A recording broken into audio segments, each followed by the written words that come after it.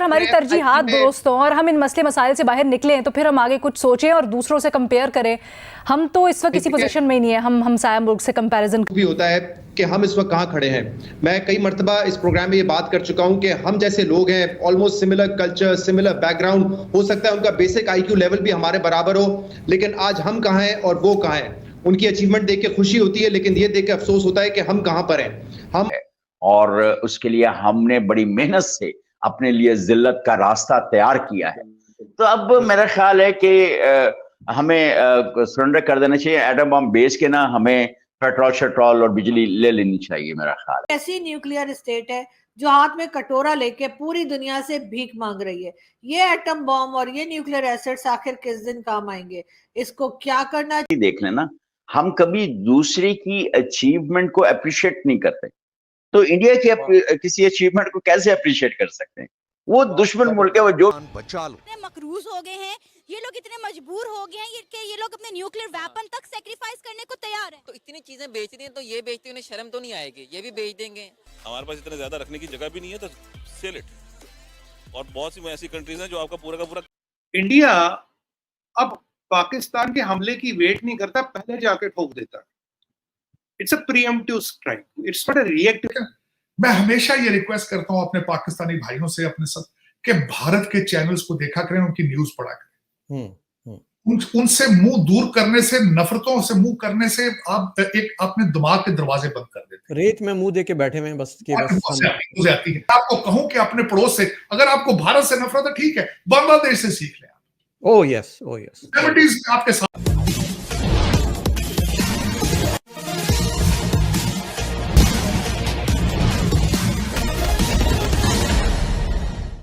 पाकिस्तान केवल अपने atom bomb के बल पर भारत के सामने सेखी बघारते रहता था, लेकिन स्थिति अब यह आ गई है कि पाकिस्तान को अपने कर्ज की अदायगी के लिए अपना एटम बम भी बेचना पड़ सकता है।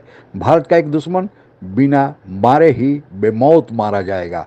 पाकिस्तान के ऐसी हालात में पहुंचाने के लिए कौन जिम्मेवार है, जानने की कोशिश करते हैं। सर मैं ये कहता हूँ, अब आप इतनी बड़ी तौहीन एटम बम की नहीं हो सकती, न्यूक्लियर पावर की इतनी बड़ी तौहीन नहीं हो सकती जितनी हमने अपने लिए मुंतखब की है।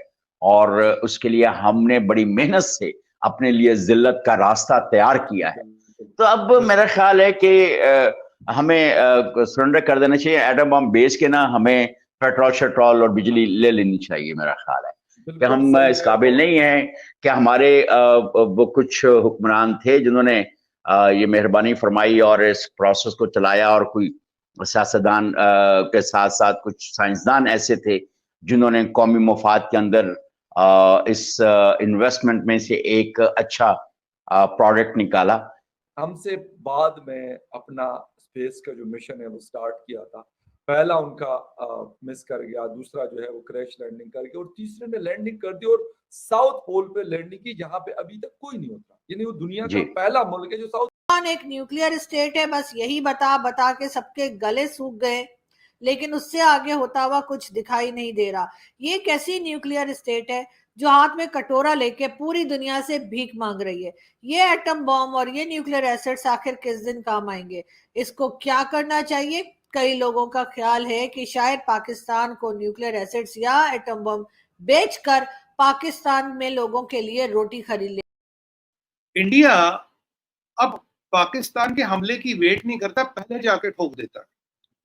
It's a pre-emptive strike, it's not a reactive strike. जो पहले भी थी वो उन्होंने कुछ हमाकत की थी तो हमने जवाब दिया। विद टाइम इंडिया की स्ट्रेटजी चेंज हो गई है। इससे पहले तुम हमें हमारा नुकसान करो, हम जाके तुम्हें ठोक देते, खत्म कर देते। अब ये जिहादियों वाला मामला देखिए, आतंकवादियों वाला मामला देखिए, IC-814 के हाईजैकरों वाला मामला देखिए, ये कश्मीरी आतंकवादी थे, पंजाबी आतंकवादी थे, सरदार कुछ आतंकवादी थे, जो भी थे सब ऊपर, ना अपील ना वकील ना दलील, सीधी डील। डील आप जानते ना, पैसा खर्च वसूल। तो अब ये जो स्ट्राइक्स हैं, जैसे इन्होंने पीछे राजौरी पुंछ के सेक्टर में इन्होंने एक हमाकत की थी, हमारे 10 भाई शहीद हुए थे, वीरगति को प्राप्त हुए थे। तब ये जो ऑर्गेनाइजेशन थी इसके तो हमने, सर मेरे सूत्र मुझे कहते हैं कि 40 लोग जाके हमने लेवल कर दिए। अब लेवल करने को उर्दू में क्या कहते हैं, हम कहते हैं उससे जब ये मुर्दे को दफनाते हैं तो ये कहते हैं मैंने बरी डेड, कहते हैं हमने सुपूर्द खाक किया। मरने को उर्दू में कहते हैं। मैं हमेशा ये रिक्वेस्ट करता हूं अपने पाकिस्तानी भाइयों से, अपने सब, कि भारत के चैनल्स को देखा करें, उनकी न्यूज पढ़ा करें। उनसे मुंह दूर करने से, नफरतों से मुंह करने से आप अपने दिमाग के दरवाजे बंद कर देते हैं। रेत में मुंह दे के बैठे हुए हैं बस के बस आती है। अब देखें उनकी तरक्की को अगर देखा जाए तो सिर्फ 1991 से बाद तरक्की की जी। जब नरसिम्हा राव आए, जब देसाई आए, जब मनमोहन सिंह साहब आए, उन्होंने भारत को जब खोला, अब तरक्की देखे किन बुलंदियों पे जा रही है। बुलंदियों से मुराद ये है कि Indian institute of technology, Indian institute of management. देखें जरा, कल परसों बीबीसी के ऊपर आर्टिकल था कि जब हमारे पहले प्राइम मिनिस्टर यहाँ पे आए थे, उन्होंने गंदम मांगी थी, खैरात मांगी थी, एड मांगी थी। भारत ने मांगा था हमें MIT जैसा इंस्टीट्यूशन दिया जाए, और अमेरिका ने जाके भारत में उनके रिसर्च सेंटर बनाने शुरू किए। बिल्कुल बिल्कुल। तो वो डिफरेंस आज भी नजर आ रहा है। और डिफरेंस आज देखें, अजय बंगा जो है, जो आजकल हमारे वर्ल्ड बैंक के चेयरमैन है, वो एक दिन में पैदा नहीं हुआ, उसके पीछे नेशंस ने काम किया। He's graduated from Indian Institute of Technology himself. उसके बाद आज जो तनेजा साहब हैं, जो इस वक्त आपके टेस्ला के जो आपके CFO बने हैं, उनके पास डिग्री न्यू दिल्ली यूनिवर्सिटी से है। उनके पास कोई अमेरिकन एजुकेशन नहीं। सर, किसी का विजन था कि एजुकेशन ही इंडिया को आगे लेके जाएगी, तो वो विजन जो है उसके सम्राट, चाहे एक चाय वाला हो, वो उसको लेकर जो है ना, ऐसी बड़ी बड़ी बातें आज भी हम कर रहे हैं। हमारे यहाँ एक वज़ीर हामिद साहब है, वो कहते हैं जी मैं तो मानता नहीं हूँ कि वो उतरे, मेरे पास कोई सबूत नहीं है अभी उन्होंने मुझे दिया। सर क्या मतलब किस लेवल के लोग हैं, बिलीव मी, मतलब अब वो गुस्सा भी नहीं आता, इंसान कहते कि मैं क्या कहूँ ऐसे लोगों को। नहीं सर, ऐसे लोगों के ऊपर ना आपको हंसना चाहिए कि एक वक्त आता है ना कि जब लोग देखें एक चीज, एक ना हमारी एक अजीब नेशनल साइकी में एक और बड़ा है, हम अपने अगर मुआशरे में अपने इर्द गिर्द ही देख लेना, हम कभी दूसरे की अचीवमेंट को अप्रिशिएट नहीं करते।